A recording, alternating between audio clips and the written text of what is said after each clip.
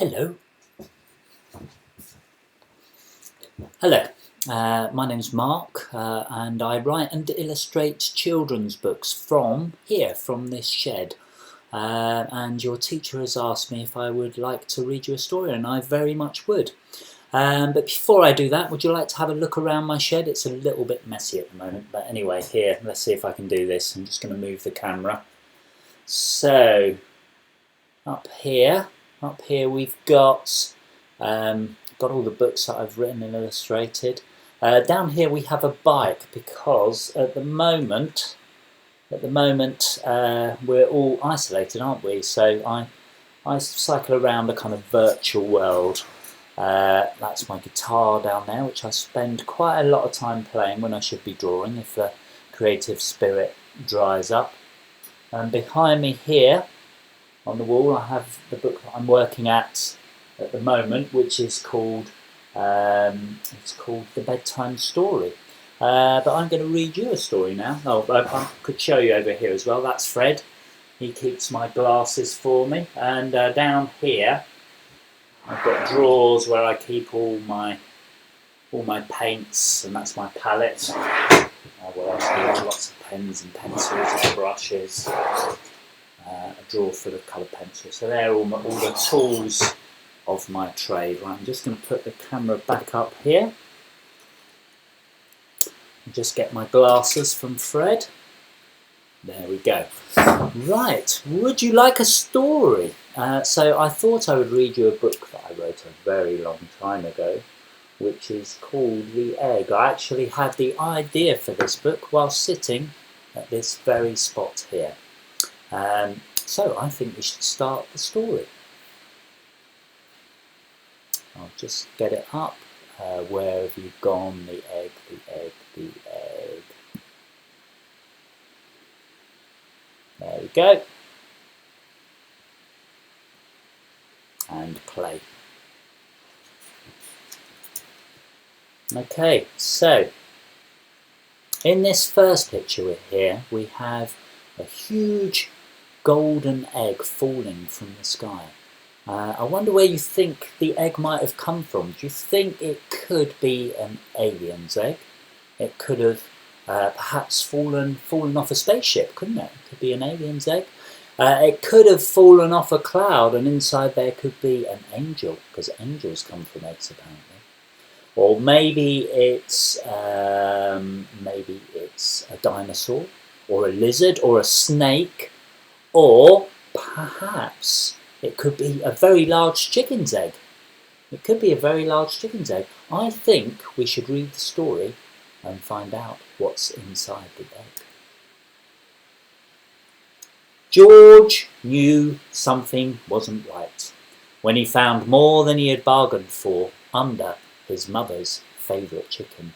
And there we've got the chicken sat on top of the egg. I think she's trying to hatch it out because I think she thinks it's her egg. He moved the egg to the warmth of his bedroom. For 3 days and 3 nights he read the egg stories. On the 3rd night the egg started to rumble. And look, it's rumbled so much that poor old George has toppled off and bonked his bonce. And can you see what's coming out the top of the egg there? Can you see what's coming? It's steam. Do you think that might be a clue as to what's inside the egg? Something was hatching, and it definitely wasn't a chicken. You can see that eye peeking out at George there. And there we've got the dragon. When the dragon saw George, it gave a chirrup of delight. George didn't speak dragon, but he knew exactly what the dragon had said. Mummy! He thinks that George is his mother. George had never been a mother before, but he knew that it was his motherly duty to teach the dragon dragony ways. So if you were going to teach a dragon different things, what would you teach it? Shall we see what George teaches it? How to teach a dragon to be a dragon. The first lesson he taught was a fine art of flying. And there we've got George down in the garden there, flapping his arms, and the dragon's perched on top of the chimney. I think he's a little bit scared, but eventually he plucks up the courage and he falls off the chimney, almost bumping into poor old George, but at the last second he swoops up into the air. The second lesson was fire and how to breathe it. And there we've got George, he's cooking a sausage, isn't he? Do you think he's cooking it for his tea? Because if you've got a dragon, then you can always use the fire as a kind of makeshift barbecue. The third lesson was how to distress a damsel. A damsel is kind of a little bit like a princess, and they're practicing there by they've tied his sister to a post and they're pulling funny faces at her. And the final lesson was how to duff a knight. Because knights are always trying to kill dragons, aren't they? So he needs to teach his dragon how to protect himself.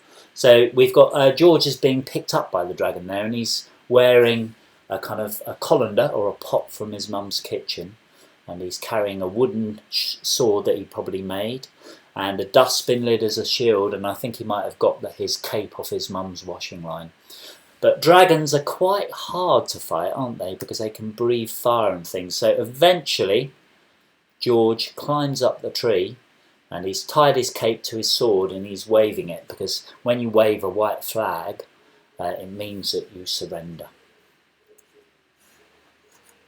Every evening, as all good mothers should, George read the dragon a bedtime story. One night, as he read from a book of dragon tales, the dragon looked longingly at the pictures. A sizzling tear rolled down his scaly cheek. The dragon was lonely. He was missing his own kind. The next morning, the dragon had gone. George was very sad. He thought he would never see his dragon again. But 7 nights later, he was woken by the beating of wings. Excitedly, he pulled back the curtains, and there, perched in the tree, was the dragon. George opened the window and clambered onto his back. Who would like to fly on a dragon's back? I think it'd be quite scary because it'd be very, very fast. And of course, if you don't like heights, it would be very high. But can you see how George is steering the dragon? He's using the dragon's horns a little bit like a kind of a bike's handlebars. They soared into the night, chasing the moon around the world, over oceans, mountains and cities. Faster and faster they went, until they came to a place that was neither north nor south, nor east nor west.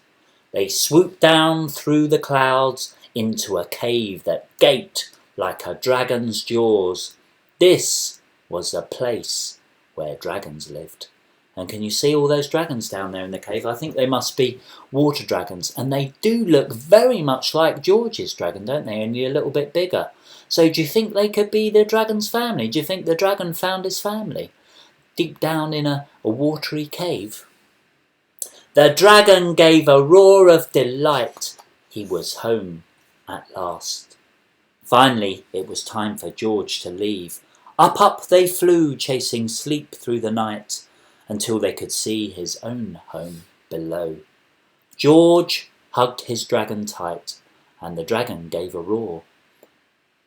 George didn't speak dragon, but he knew exactly what the dragon had said, and the dragon said, "Thank you."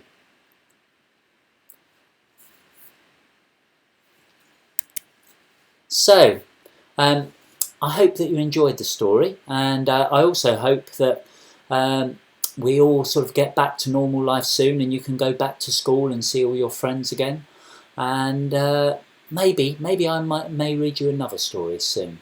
So everyone out there, take care, and I will see you soon.